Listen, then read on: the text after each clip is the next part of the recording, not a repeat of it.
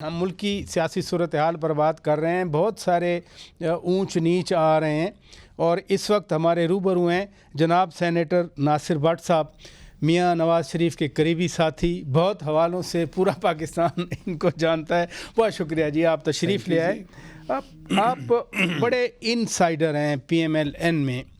ابھی تنظیم نو کی بات کی جا رہی ہے, میاں نواز شریف صاحب کو کہا جا رہا ہے کہ وہ پارٹی کی صدارت کا عہدہ سنبھالیں, پھر اسحاق ڈار صاحب کو ڈپٹی وزیر اعظم اپوائنٹ کیا گیا ہے. ایسا کیوں کیا جا رہا ہے؟ بسم اللہ الرحمن الرحیم. راجہ صاحب دیکھیں, میاں نواز شریف صاحب مسلم لیگ نون کے قائد تھے. 2018 میں وہ وزیر اعظم تھے. ان کے خلاف جس طرح کی موومنٹ چلی, لوگ اکٹھے ہوئے, وہ ٹولہ آپ کے پتہ ہی ہے جس ٹولے کا میں ذکر کر رہا ہوں. ثاقب نثار تھا, فیض حمید, آصف سعید کھوسہ, باجوہ, اس طرح کے لوگوں اس کے ذریعے ہر ایک بندے نے اپنا اپنا کردار ادا کیا. میاں نواز شریف صاحب وزیر اعظم بھی تھے اور مسلم لیگ نون کی صدارت بھی ان کے پاس تھی. تو ان کو اب ان کو ہٹانا تھا, تو انہوں نے پہلے اقامہ, پہلے پاناما جس میں نام ہی نہیں تھا میاں صاحب کا, ٹھیک ہے, پھر اقامہ آ گیا کیونکہ ان کو بلیک ڈکشنری میں سے ایسی کوئی چیزیں نکالنی پڑی, کیونکہ وہ میاں صاحب کو وزیر اعظم نہیں دیکھنا چاہتے تھے وہ لوگ, کیونکہ میاں صاحب پاکستان کے لیے, میاں صاحب پاکستان اور پاکستانی عوام کی پسندیدہ شخصیت تھے, کام کرتے تھے, پاکستان کو مضبوط کر رہے تھے. ان کو پھر نائل کر دیا گیا. تو جب نائل کیا تو انہوں نے کہا جی آپ سے صدارت بھی ہم لے رہے ہیں. آپ کو یاد ہو کہ سینٹ کے الیکشن ہو رہے تھے, تو انہوں نے کہا جی آپ تو شیر کے نشان پہ الیکشن آزاد لڑیں گے, ٹھیک ہے, کیونکہ ہم کے آپ قائد کو نائل کر دیا. لیکن اب کیا ہے, اب تو دیکھیں نا, اب میاں صاحب واپس آ گئے ہیں. جی جی, شہباز شریف صاحب پرائم منسٹر ہیں. وہ جس طرح آپ دیکھ رہے ہیں کس طرح وہ کام کر رہے ہیں, جیسے وہ پنجاب میں وزیر اعلیٰ تھے تو صبح شام کام ہو رہا تھا. سعودی عرب والوں نے کل تعریف کی, اب سعودیہ پھر گئے ہوئے, آپ کو پتہ ہی ہے. تو میاں صاحب اب دوبارہ, کیونکہ ان کو سب لوگوں نے, ان لوگوں نے جو باہر جو رجیم تھی, انہوں نے ایک سازش کے تحت ہٹا دیا تھا. اب وہ دوبارہ آ گئے. وزیر اعظم میاں صاحب چوتھی دفعہ بن رہے تھے. آپ کو پتہ ہے کہ جو حالات ہیں, کیا ہوا, تو میاں صاحب نے کہا اکثریت سادہ نہیں ملی, تو انہوں نے شہباز شریف صاحب کو اناؤنس کر دیا, ٹھیک ہے, اور شہباز شریف صاحب نے مریم نواز شریف کو وزیر اعلیٰ پنجاب اناؤنس کر دیا. تو اب میاں صاحب صدارت بھی سنبھالیں گے اور پارٹی کو دیکھیں گے بھی سارے. اور یہ لوگوں کی باتیں نون شین یہ کدھر گئے, وہ کہنے والے سب چلے گئے. یعنی میں یہ سمجھوں کہ میاں نواز شریف صاحب پارٹی صدر دوبارہ بن رہے ہیں 8 فروری کے الیکشن کے حوالے سے, کہ جو نتائج ہے اب میاں صاحب بہتر پارٹی کو ریچ آؤٹ کرنا چاہتے ہیں. نہیں, ظاہر ہے وہ قائد ہیں, وہ جس طرح بہتر پارٹی کو, پہلے بھی وہی صدر تھے, اب دوبارہ آ گئے ہیں, کیونکہ ان کو تو نائل کر دیا گیا تھا. اسحاق ڈار صاحب تو میں ان کو مبارک دے رہا ہوں کہ ان کو اب نائب وزیر اعظم بنا دیا. کہ آپ کے مخالفین جو ہیں وہ کہتے ہیں کہ جی آئین میں اس عہدے کی ضرورت نہیں ہے, اب ان کو ڈپٹی وزیر اعظم بنائے جانے کی ضرورت کیوں پیش آئی ہے؟ اور ویسے کوئی اسپیسیفک ذمہ داریاں بھی ہوں گی بطور ڈپٹی وزیر اعظم؟ دیکھیں, ڈپٹی وزیر اعظم پہلے بھی اسحاق ڈار صاحب شہباز صاحب کے ساتھ چلے جاتے تھے, جہاں ہوتا ہے وہ ساتھ ان کے سیاسی ملاقاتیں کرتے رہے ہیں. ملاقاتیں جتنی ہوتی تھی, اگر میاں صاحب نہیں ہے تو وہ پھر اسحاق ڈار صاحب کی ذمہ داری اس پہ آ جاتی تھی.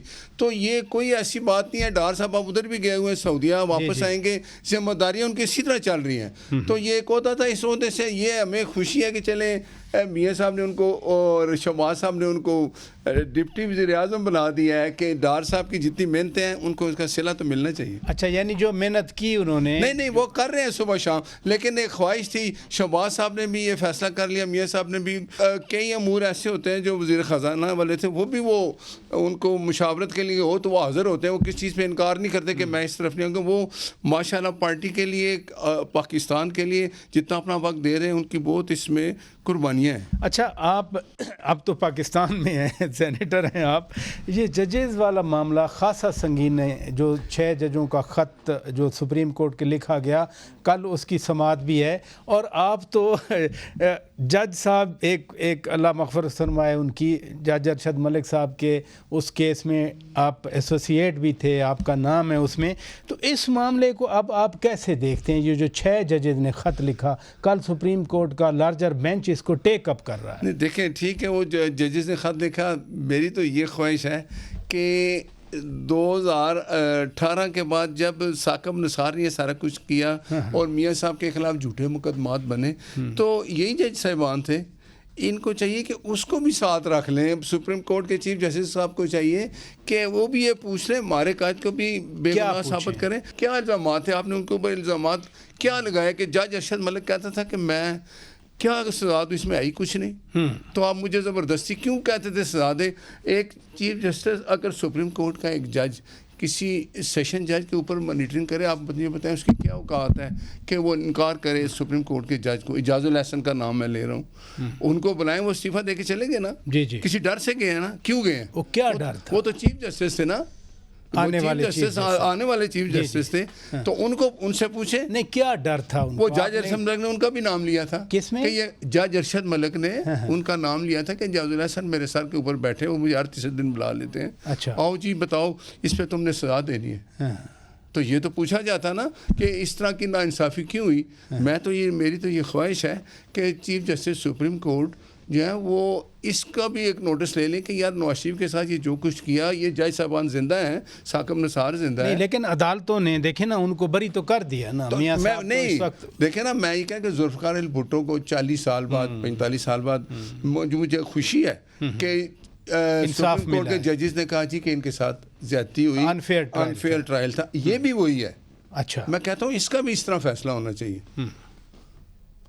آج بھی ایک عدالت میں اسلام آباد ہائی کورٹ میں اداروں کو 5-5 لاکھ روپے جرمانہ ہوا ہے. آپ نے یہ خبر دیکھی ہوگی.